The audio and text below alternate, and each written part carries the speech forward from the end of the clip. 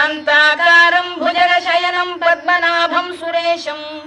विश्वाधारं गगनसदृशं मेघवर्णं शुभांगम् लक्ष्मीकान्तं कमलनयनं योगिधृध्यानगम्यं